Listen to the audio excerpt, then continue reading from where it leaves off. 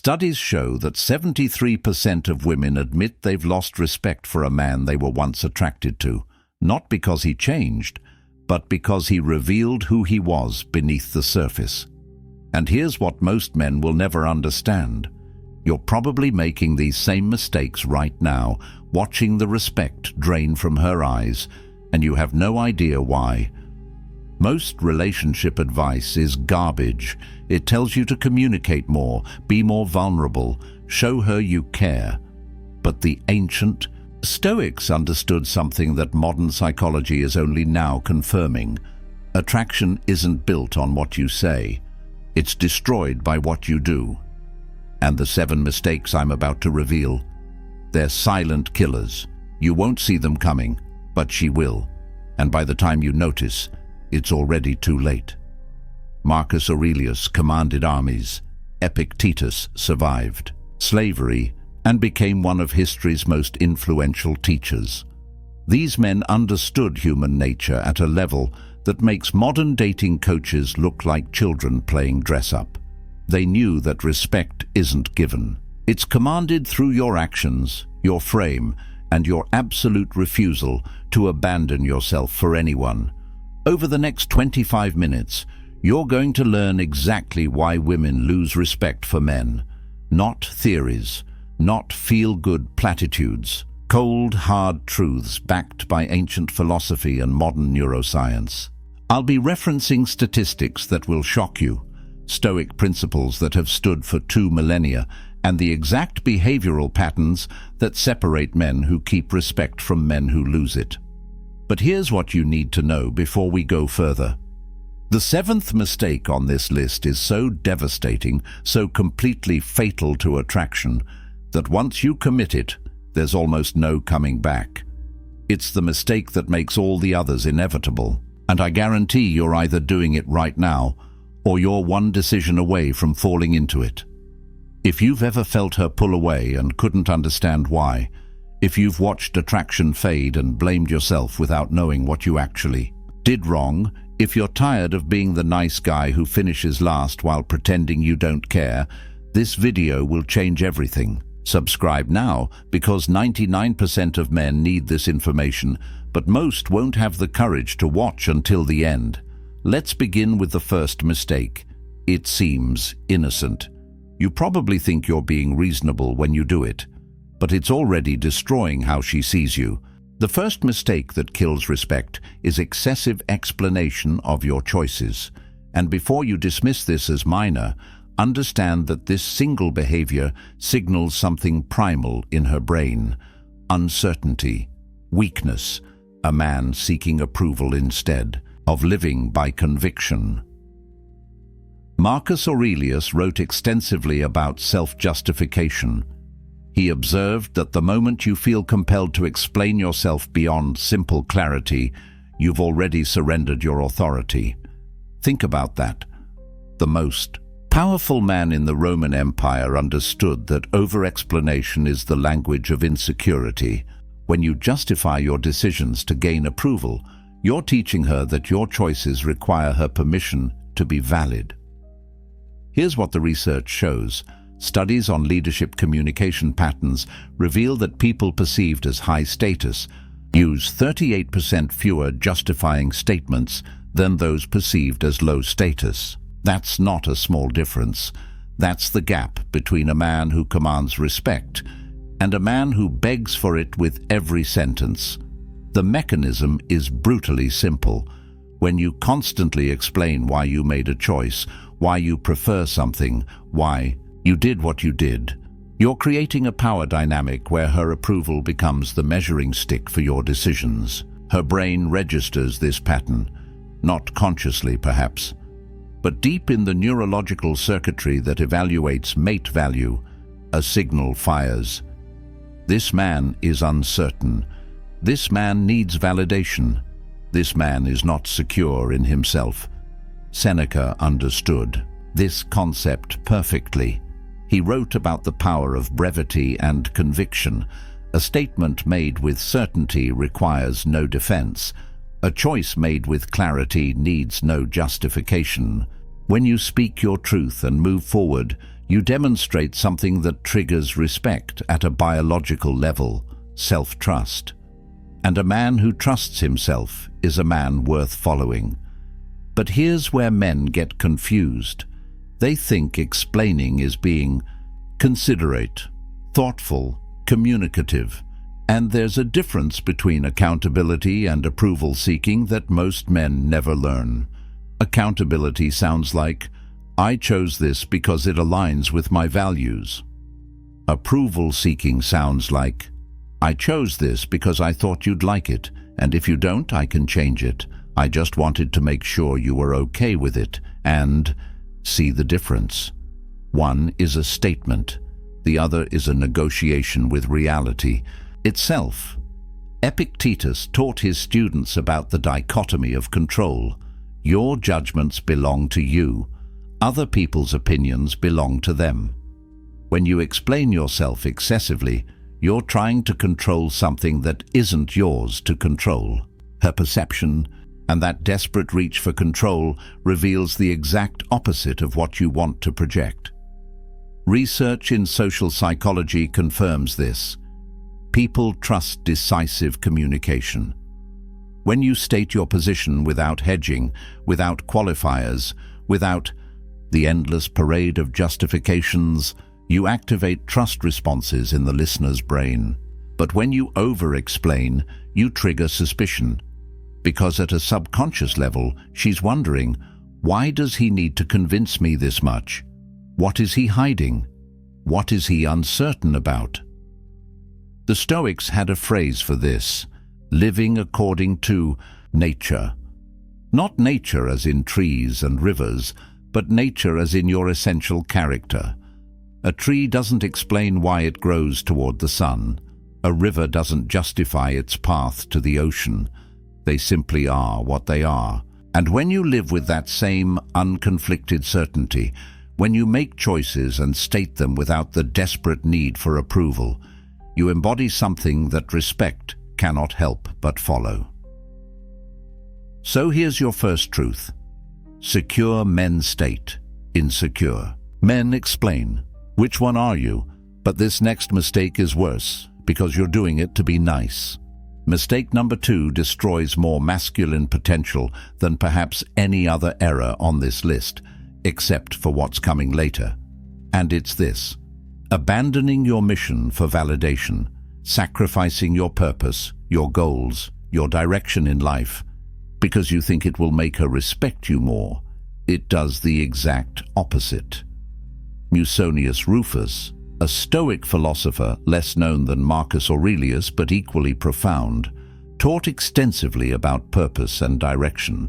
He argued that a man without a mission is like a ship without a rudder, tossed by every wave, controlled by every wind. And here's what modern relationship research confirms. Studies show that women report significantly higher satisfaction, attraction, and respect in relationships where their partner demonstrates clear life direction independent of the relationship itself. Let me break down those numbers for you. In longitudinal studies tracking relationship satisfaction, couples where the male partner maintained strong personal goals and pursuits showed 42% higher reported respect levels from female partners compared to relationships where men primarily oriented their lives around the relationship. 42%. That's not a rounding error. That's the difference between keeping her or losing her. Marcus Aurelius wrote something that should be carved into every man's mind. You have power over your mind, not outside events. Realize this, and you will find strength. Apply that to relationships. You have power over your purpose, your mission, your direction. You do not have power over whether she approves of it. And the moment you abandon what you know you should be doing to chase her approval, you've lost both your mission and her respect. Here's the paradox that breaks most men. They believe availability equals value. They think, if I'm always there, always accessible, always putting her first, she'll see how much I care and respect me more. But the data reveals something completely different. Research on attraction patterns shows that women consistently report higher attraction to partners who demonstrate what psychologists call high investment in personal goals. Not high investment in chasing her, high investment in building themselves. The Stoic framework explains why. External validation is inherently unstable. Today she approves of your choices. Tomorrow she doesn't. Today she wants your attention.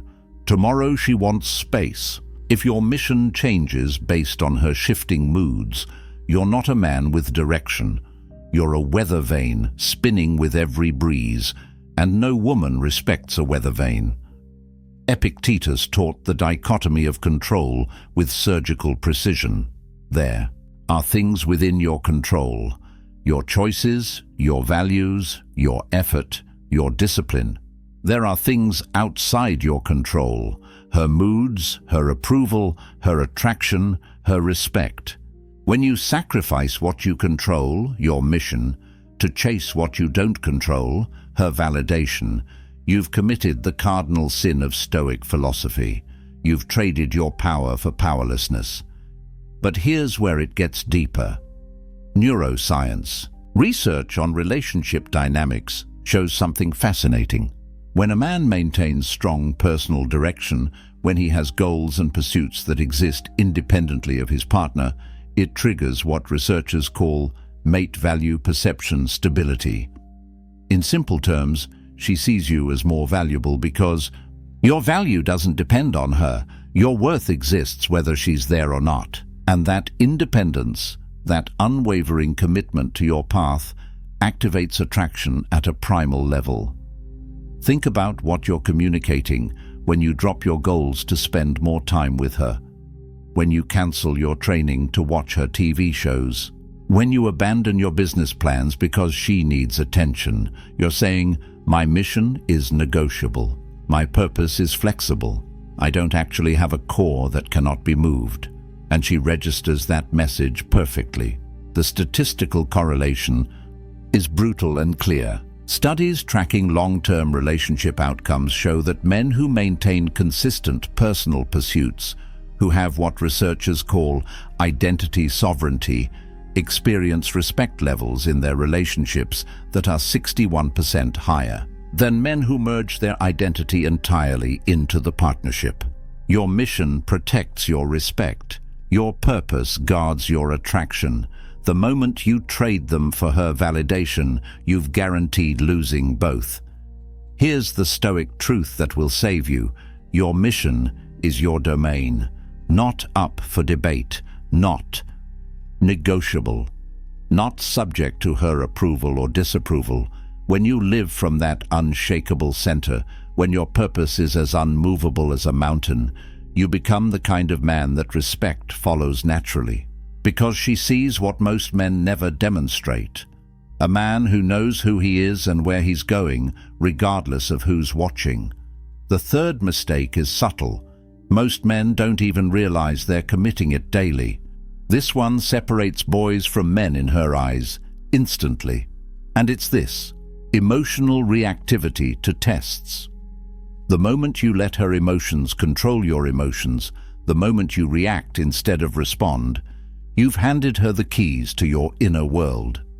And once she has those keys, respect walks out the door. Seneca wrote about anger with a clarity that modern psychology is only now catching up to. He called it temporary madness, a state where reason abandons you and impulse takes control.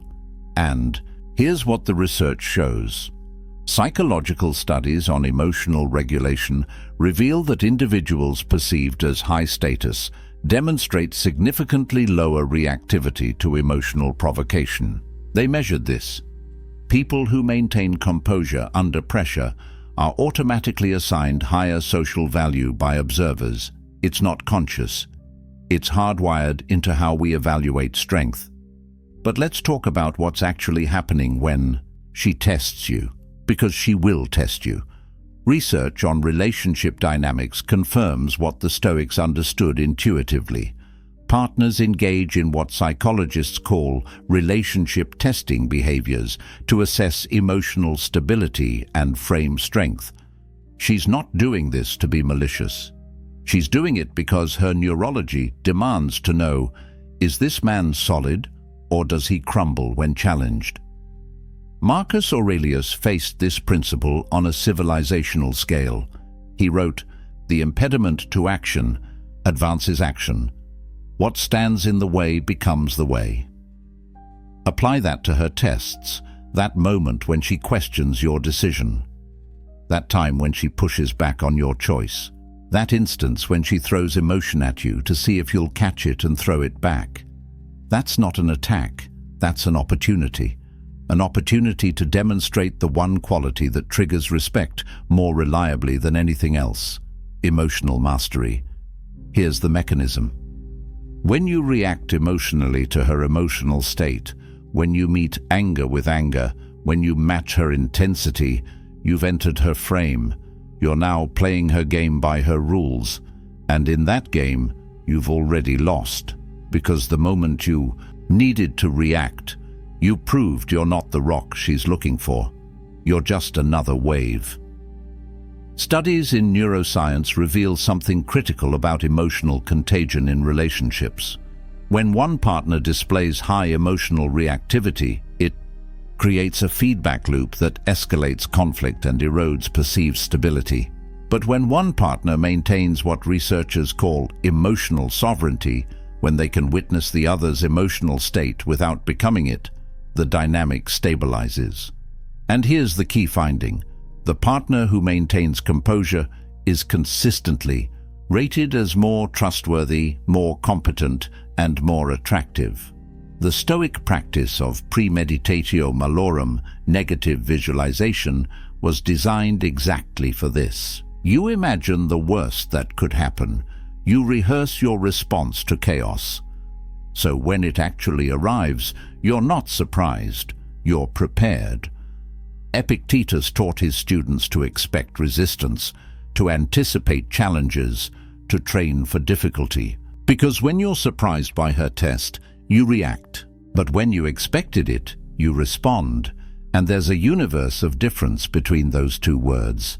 Reaction is automatic, emotional, controlled by external circumstances. Response is chosen, deliberate, controlled by internal discipline. When she says something designed to provoke you, and you pause, breathe, and respond from a place of centered calm, you've just demonstrated something her biology is screening for: strength under pressure. Research data on relationship respect levels tied to emotional stability is staggering. Partners who demonstrate consistent emotional regulation receive respect ratings that are 54% higher than partners with high reactivity patterns. That's more than half. Over half the difference between respect and contempt comes down to whether you can control your emotional state when tested. But here's what most men miss. They think emotional mastery means suppression, becoming stone, showing nothing. That's not Stoicism, that's avoidance. Marcus Aurelius felt deeply. Seneca wrote about grief with profound emotion.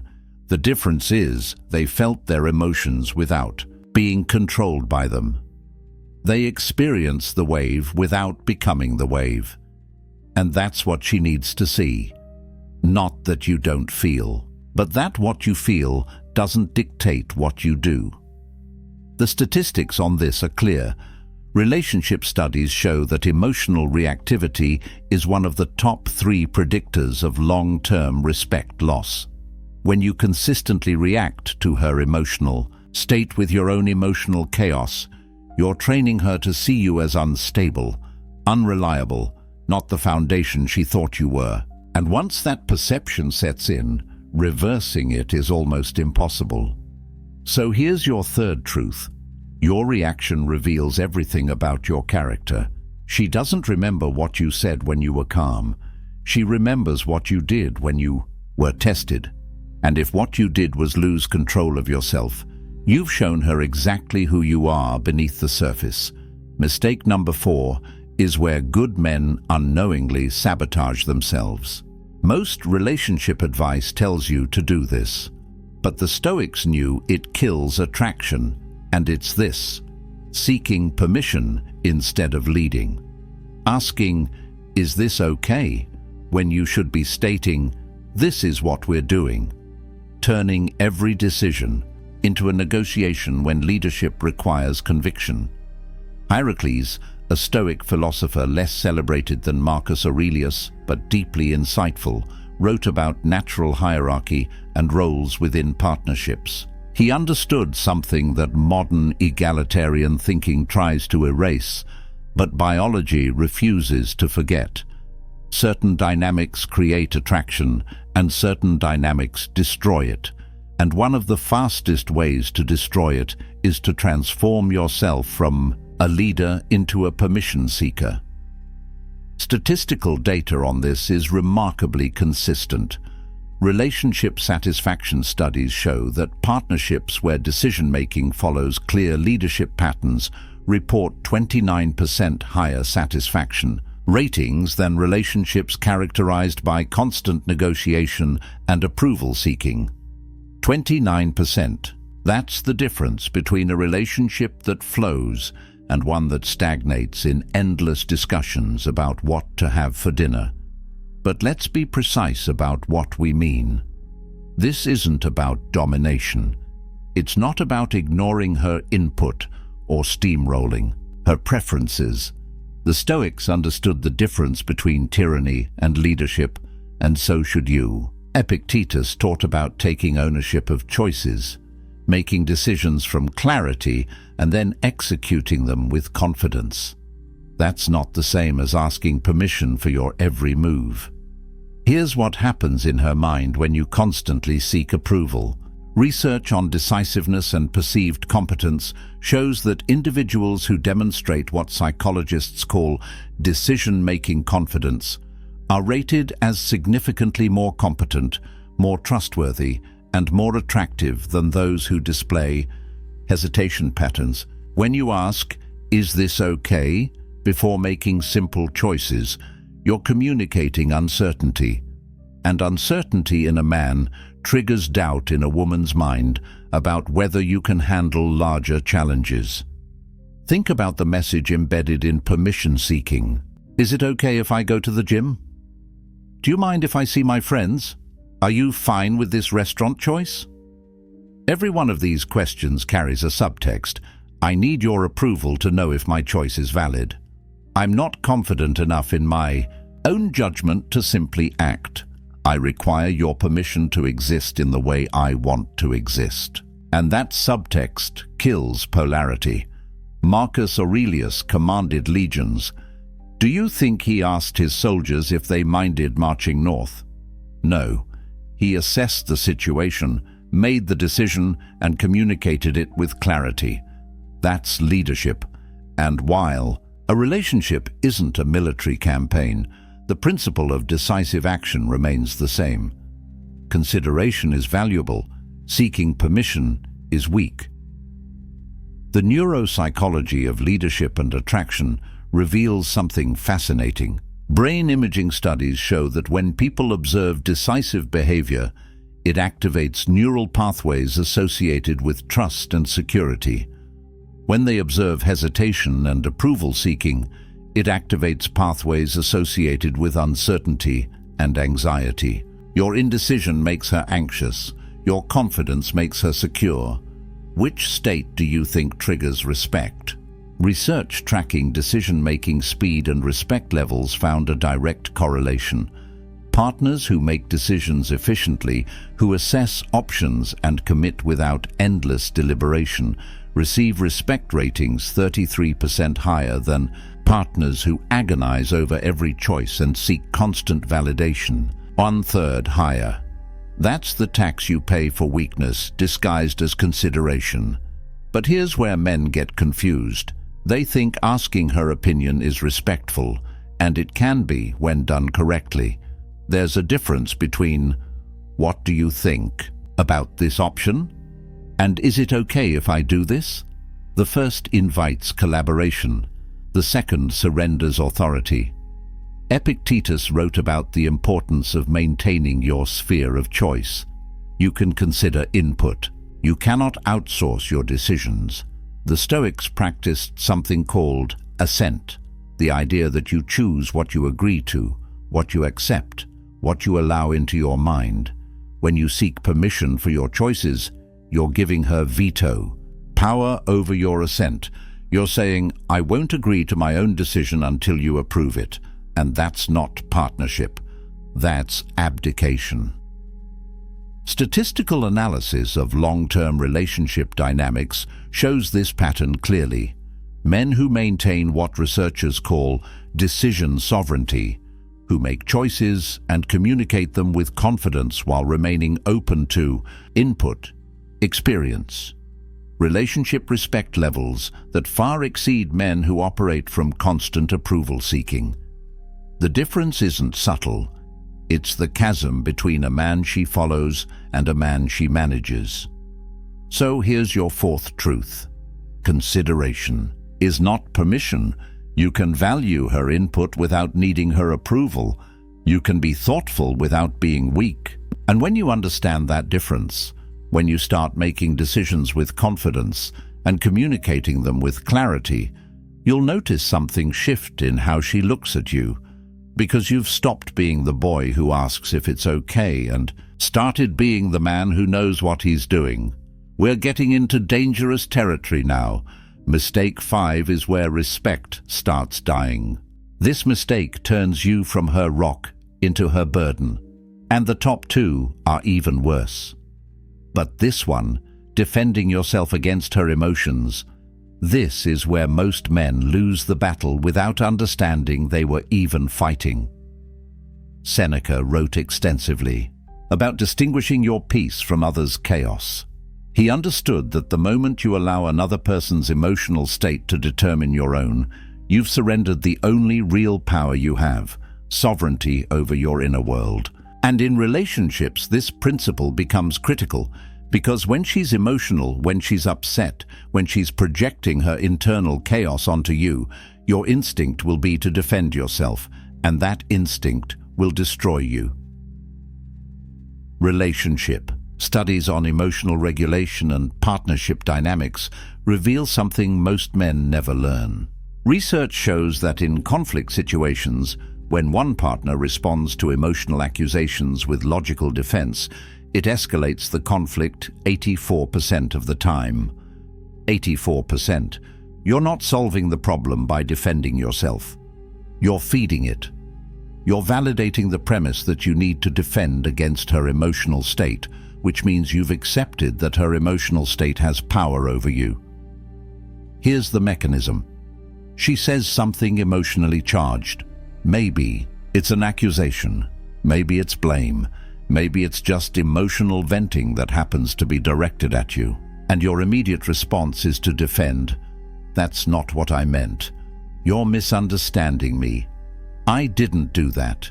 Every single one of those statements is an attempt to logically dismantle her emotional experience, and every single one of them makes it worse. Epictetus taught something revolutionary. Men are disturbed not by things, but by their opinions about things. Apply that here. She's not disturbed by what you did. She's disturbed by her opinion about what you did. And when you defend against her opinion, when you try to logic your way out of her emotional state, you're attempting to control something that isn't yours to control. You're trying to change her perception by arguing with it. And arguments don't change perceptions, they entrench them. Marcus Aurelius wrote about maintaining the inner citadel, the fortress of your mind that remains calm regardless of external chaos. When she's emotional, when she's throwing accusations or blame or simple emotional turbulence your way, that's the test, not of whether you're right or wrong, but of whether you can remain unmoved, whether your peace is conditional on her state or rooted in something deeper. Research on conflict resolution styles and long-term respect is devastating to the defending strategy. Studies tracking couples over 5-year periods found that men who consistently engaged with emotional accusations, who defended themselves against emotional attacks, experienced respect erosion at rates 57% higher than men who maintained emotional non-reactivity. More than half.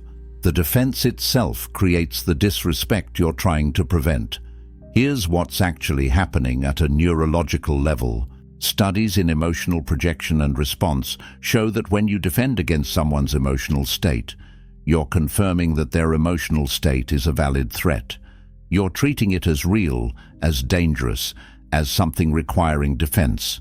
And that treatment validates it. Her brain registers. He's defending himself, which means my emotional accusation has merit, which means I should trust this feeling, which means he probably did what I'm accusing him of. The defense creates the conviction. But when you remain still, when you hear her emotional state without becoming it, without defending against it, without engaging with it as if it's a logical argument requiring rebuttal, something different happens. You demonstrate what Stoic philosophy calls apatheia, not apathy in the modern sense of not caring, but freedom from being controlled by passions, hers or yours. Seneca wrote about endurance versus reactivity. When you endure her emotional storm without being moved by it, without defending yourself, without trying to fix it or argue with it or make it stop, you're showing her something she desperately needs to see: a man who cannot be shaken, a man whose peace doesn't depend on her mood, a man who can witness chaos without becoming chaos. The data on this is clear. Statistical analysis of emotional regulation in partnerships shows that the partner who maintains composure during emotional conflict, who doesn't defend or engage or try to logic their way out, is perceived as more trustworthy, more stable, and more worthy of respect. The numbers are stark. 62% higher respect ratings for non-defensive responses compared to defensive ones. But here's the principle most men never grasp. Her emotions are her domain. Your reaction is yours. Epictetus divided all of existence into 2 categories: things you control and things you don't. You don't control her emotions. You don't control her accusations. You don't control her mood or her perception or her interpretation of events. The only thing you control is your response, and when you defend, you've given control of your response to her emotional state. You've let what you don't control dictate what you do. Marcus Aurelius faced betrayal, criticism, and chaos on scales we can barely imagine, and his response was always the same: maintain the inner citadel. Don't let external turbulence penetrate the fortress of your peace. When she's emotional, that's not an attack on you. That's her processing her internal experience. And the moment you make it about you, the moment you defend yourself as if you're under assault, you've failed the test. Research shows that men who remain unmoved during emotional conflict, who can witness without defending, who can stay present without becoming reactive, create what psychologists call secure base dynamics. She learns that your stability isn't conditional, that your peace isn't fragile, that you're actually the rock she thought you were, and that realization doesn't come from your words. It comes from your stillness. So here's your 5th truth. Defending creates the problem you're trying to solve. Engagement with emotional accusations validates them. Your stillness is your strength. And when you understand that her emotions are her domain and your peace is yours, when you stop defending and start simply being unmoved, respect follows naturally. Because you've shown her what she's been testing for all along: a man who cannot be broken by her storms. The final 2 mistakes are fatal. They kill respect permanently. Number 6 happens when you think you're being strong. This is where most modern men fail completely. And they think they're doing the right thing. They think they're being strong, being mature, being the bigger person. But what they're actually doing is confusing tolerance with strength, and that confusion kills respect faster than almost anything else on this list. Marcus Aurelius wrote about boundaries as virtue, not as punishment, not as control, but as the necessary structure that allows anything good to exist. He understood that a man without boundaries is not peaceful, he's simply being eroded. And modern relationship research confirms what the Stoics knew. Boundaries aren't optional, they're the foundation of respect. Statistical data on boundary setting and relationship longevity reveals something most relationship advice ignores. Studies tracking long-term partnerships show that relationships where clear, consistent boundaries exist demonstrate 49% lower rates of contempt development, compared to relationships characterized by high tolerance of boundary violations, almost half. The difference between respect and contempt often comes down to whether you enforce your boundaries or tolerate their destruction. But here's where men get it catastrophically wrong. They've been taught that strength means endurance. That real. Men tolerate. That setting boundaries is rigid, controlling, or insecure, so they tolerate disrespect. They tolerate boundary violations. They tolerate behavior that corrodes their self-respect. And they call it strength. But it's not strength. It's cowardice dressed in philosophical clothing. Cato the Younger, a Stoic known for his unwavering principles, chose death over compromise of his values. That's not tolerance. That's the opposite. He understood that some lines cannot be crossed, some standards cannot be lowered, some violations cannot be endured without losing the core of who you are. And while your relationship isn't a political crisis in ancient Rome, the principle remains. You teach people how to treat you by what you tolerate. Psychological research on boundary enforcement and attraction reveals something that destroys the tolerance myth completely. Studies show that partners who enforce clear boundaries consistently are rated as significantly more attractive and more worthy of respect than partners who tolerate boundary violations in the name of harmony. The data is explicit. Women report higher attraction to men who maintain standards than to men who accommodate disrespect. Here's the mechanism most men miss. When she crosses a boundary and you tolerate it, you're not being strong. You're not being understanding. You're teaching her nervous system something critical. This man's boundaries are negotiable. This man will sacrifice his standards to keep me. This man values my presence more than his self-respect. And once her neurology learns that lesson, respect begins its inevitable decline. Epictetus wrote, "No man is free who is not master of himself." Apply that to boundaries. If you cannot master your own standards, if you cannot enforce your own limits, if you allow others to violate your boundaries without consequence, you're not free. You're enslaved to her approval. And slavery never generates respect. It generates contempt. Neuroscience research on respect and boundary violations shows something brutal. Brain imaging studies reveal that when people observe others tolerating mistreatment, it activates neural pathways associated with lowered status perception. Your tolerance of disrespect literally lowers your perceived value in her brain, not consciously. At the level of automatic neural processing, her biology is watching how you treat yourself, and it's downgrading your worth accordingly.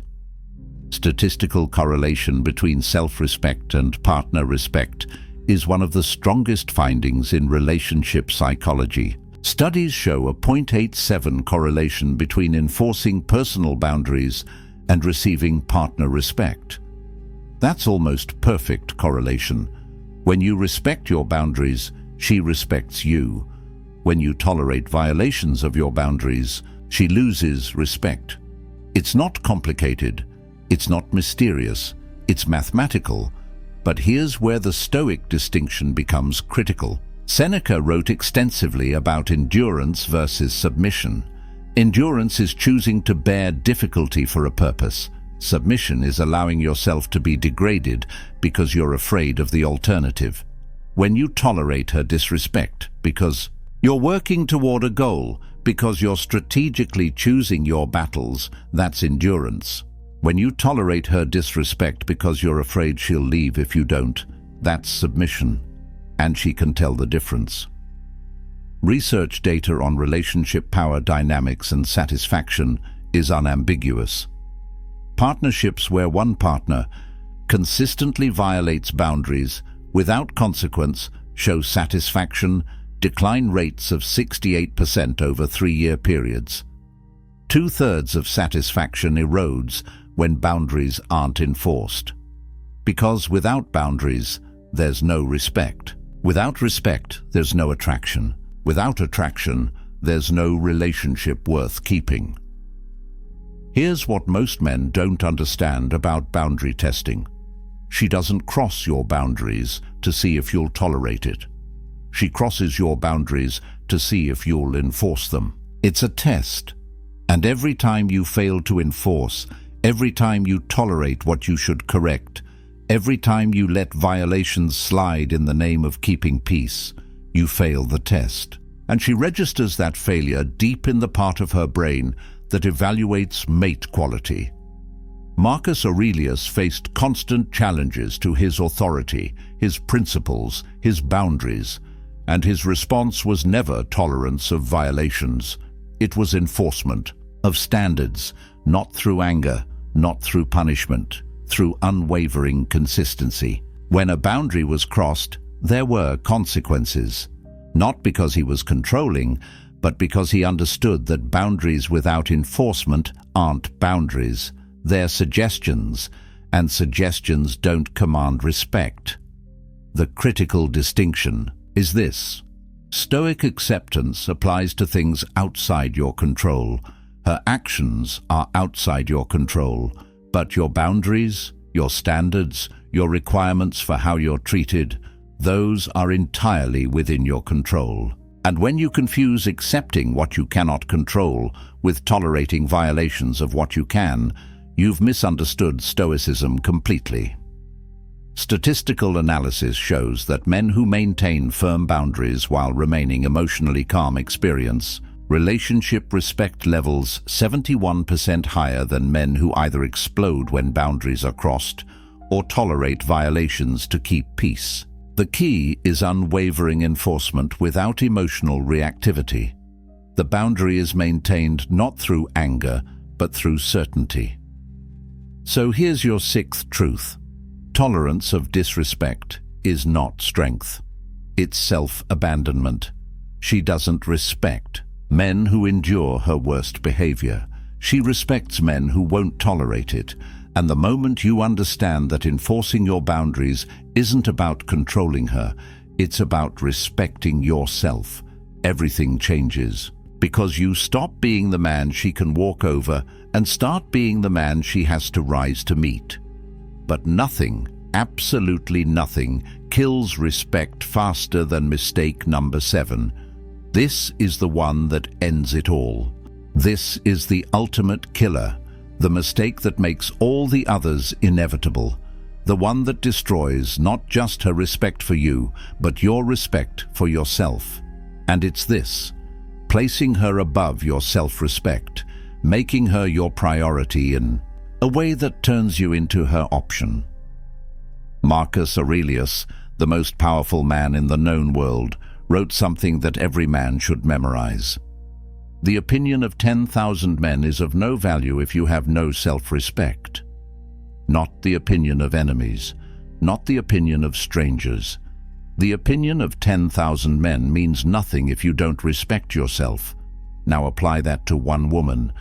Her opinion, her approval, her validation means absolutely nothing if achieving it requires you to abandon your self-respect. The statistics on pedestalization and relationship failure are devastating. Research tracking relationships where one partner places the other on a pedestal shows failure rates of 79% within 5 years. 79%. When you make her more important than your own self-respect, when you sacrifice your standards to keep her, when you betray yourself to maintain her approval, you've guaranteed the relationship will fail, because she cannot respect what you don't protect. And what you're not protecting is yourself. Here's the philosophical foundation that most men never understand. Epictetus taught about the hierarchy of values. At the top, above everything else, must be your character, your integrity, your self-respect. Not because you're selfish, but because without that foundation, everything else collapses. When you place her above your self-respect, you've inverted the hierarchy. You've made something outside your control, her approval, more important than something within your control, your character, and that inversion destroys everything.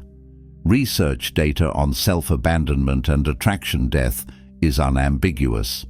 Studies show that when individuals sacrifice core values or self-respect to maintain a relationship, their partner's attraction decreases by an average of 64% over 18 months. Almost two-thirds of attraction dies when you abandon yourself for her, because at a neurological level, at a biological level, at every level that matters, she's watching how you treat yourself. And if you treat yourself as less important than her brain concludes you must be less valuable. The paradox breaks most men. They think, if I put her first, if I prioritize her needs, if I sacrifice for her, she'll see how much I care and love me more. But the mechanism works exactly opposite. When you make her your priority, you communicate that your value is contingent on her, that you need her more than she needs you, that you're willing to betray yourself to keep her. And that desperation, that willingness to abandon your self-respect, triggers the opposite of attraction. It triggers contempt. Musonius Rufus wrote about self-governance as the highest virtue, not governance of others, governance of yourself, your thoughts, your choices, your standards, your self-respect.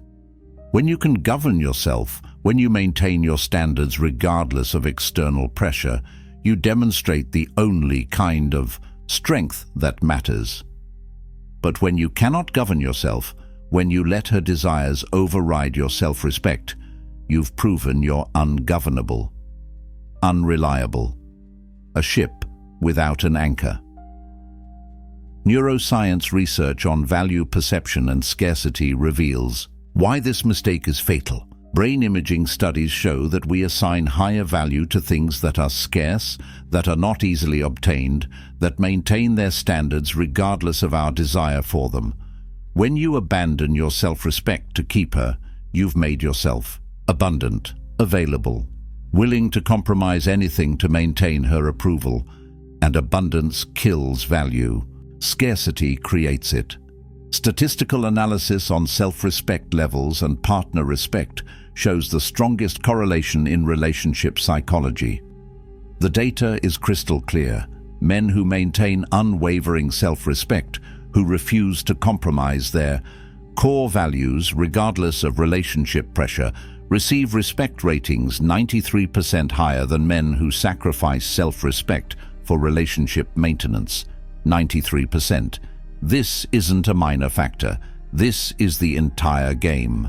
But here's where it gets deeper. Seneca wrote, "A man who does not respect himself cannot respect others." Think about what that means. When you abandon your self-respect for her, you're not just harming yourself, you're harming your ability to genuinely respect her. Because if you'll betray yourself for approval, what won't you betray? If your self-respect is negotiable, what standards do you actually have? If you can't maintain boundaries with yourself, how can you maintain them with anyone? The mechanism is brutally simple. She watches how you treat yourself because that's the preview of how you'll eventually treat her. If you don't respect yourself enough to maintain your standards, why would she believe you'll respect her enough to maintain yours with her? If you'll abandon your values to keep her approval, What happens when keeping her approval requires abandoning her? Your self-abandonment doesn't make her feel special, it makes her feel unsafe, because she's with a man who has no core. Research on long-term relationship outcomes reveals something that should terrify any man making this mistake. Studies tracking partnerships over 10-year periods show that the single strongest predictor of relationship failure is asymmetric value placement, where one partner values the relationship more than self-respect. When you place her above yourself, you've created an asymmetry that guarantees collapse. Because healthy relationships require two people who respect themselves enough to maintain standards, not one person chasing another's approval. Marcus Aurelius faced unimaginable pressures: political intrigue, military threats, personal betrayals, and through all of it, he maintained one unwavering standard: self-respect above all else. Not because he was arrogant, but because he understood that the moment you sacrifice your self-respect for any external goal, no matter how valuable that goal seems, you've lost the only thing that makes achieving any goal meaningful. Here's the final truth about this mistake. When you place her above your self-respect, you're not showing her love. You're showing her fear. Fear that you're not enough. Fear that she'll leave. Fear that without her approval you have no value. And fear kills attraction at a cellular level. Research confirms this. Displays of fear-based behavior in relationships correlate with attraction decline rates of 86%. When she sees you afraid of losing her enough to abandon yourself, she's already gone. The Stoic principle is absolute.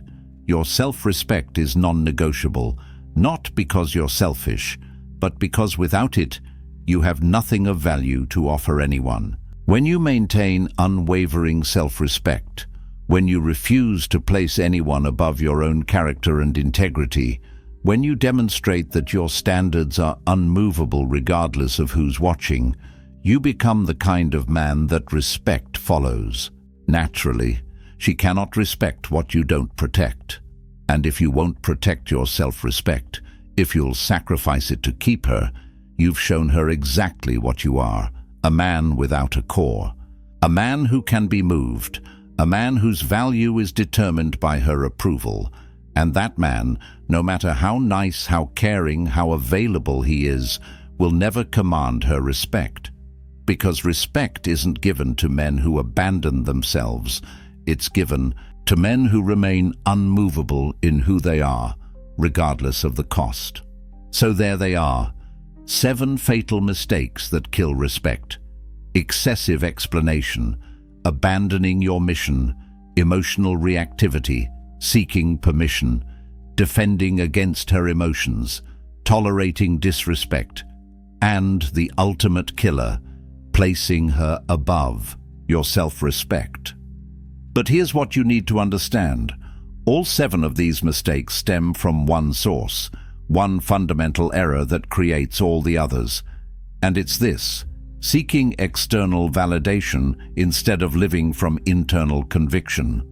Every mistake on this list happens when you make her approval more important than your own standards, when you let her perception control your actions, when you abandon the Stoic principle that Marcus Aurelius lived and died by. You have power over your mind, not outside events. The ancient Stoics understood something that modern men have forgotten. Your value doesn't come from her approval. Your worth isn't determined by whether she respects you. Your strength isn't measured by whether she stays or leaves. All of that is outside your control. And when you chase what you cannot control, when you sacrifice what you can control to obtain it, you've guaranteed losing both. But here's the truth that will save you. These aren't quick fixes. This isn't a technique you apply tomorrow and everything changes. This is character reconstruction. This is rebuilding yourself from the foundation up, using principles that have stood for 2,000 years because they're based on human nature, not modern trends. Epictetus taught daily self-examination.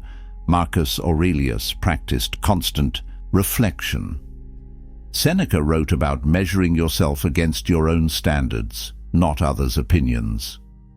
The statistics show that men who implement these principles, who commit to this path of self-respect and Stoic discipline, experience relationship transformations that seem impossible to those still chasing approval. But it's not impossible, it's inevitable, because when you stop seeking respect and start embodying what commands it, when you stop chasing her validation and start validating yourself through your standards, respect follows naturally. The choice is before you right now. Continue the pattern. Keep making these mistakes.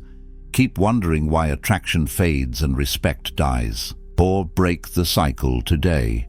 Commit to the Stoic path. Prioritize self-respect above all else. Maintain your mission. Control your emotions. Lead with conviction. Enforce your boundaries. And watch how everything changes when you stop being the man who needs her approval and start being the man who doesn't. Subscribe to this channel for more Stoic wisdom that actually works in the real world. No feel-good platitudes, no modern relationship nonsense, just ancient truths backed by modern science, delivered directly. Comment below which mistake hit you hardest. Most men won't admit it, but the ones who do are the ones who actually change. And if you want to know what comes next, if you want to learn the 7 Stoic behaviors that make women pursue you instead of you chasing them, that video is coming next. The inverse of everything you just learned, the actions that create attraction instead of destroying it. But remember what Epictetus said about control. You control your choices, you control your discipline, you control your self-respect. Her response, her attraction, her respect, those are consequences of your choices, not your responsibility to force. When you live from that understanding, when you embody these principles not to manipulate her reaction, but to build your character, you become dangerous, not to her, to the version of yourself that accepted less than you deserved. The Stoics knew that the path to strength is simple but brutal. Stop seeking what others think. Start protecting what you know is right. Your self-respect isn't negotiable. Your mission isn't optional. Your boundaries aren't suggestions. And when you live from that unshakable foundation, respect doesn't need to be earned. It's commanded by who you are,